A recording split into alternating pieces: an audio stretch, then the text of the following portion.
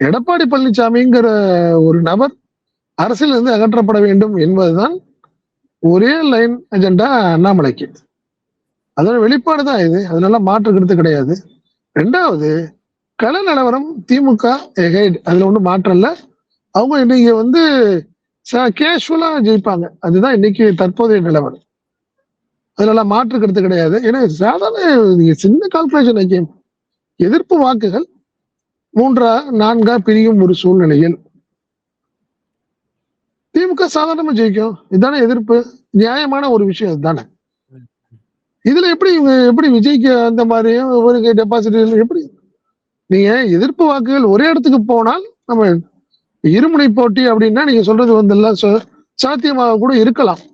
தற்போதைய நிலையில நெக்கா இருக்கு, தொங்கு சட்டமன்றத்துக்கான வாய்ப்பு அப்படின்னு நீங்க சொல்லலாம், அது ஏத்துக்கலாம். ஆனா இன்னைக்கு அப்படி கிடையாது.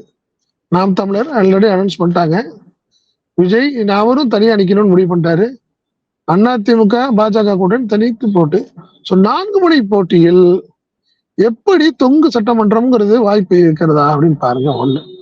ரெண்டாவது, எதிர்ப்பு வாக்குகள் 3 பிரியும் சூழ்நிலையில் திமுகவுக்குத்தான் களம் சாதகமா இருக்கிறதே தவிர விஜய்க்கு வாய்ப்பே இல்லை. விஜய் ஒரு கணிசமான வாக்குகளை பெறுவார். அதனால மாற்று கருத்து கிடையாது.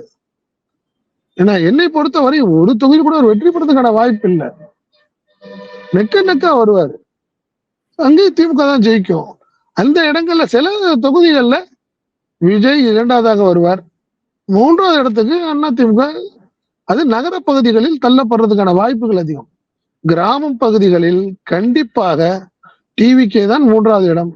அங்கு போட்டி அதிமுக திமுகவுக்கு தான் களம் இருக்கிறது என்பதுதான் என்னுடைய பார்வையாக்கி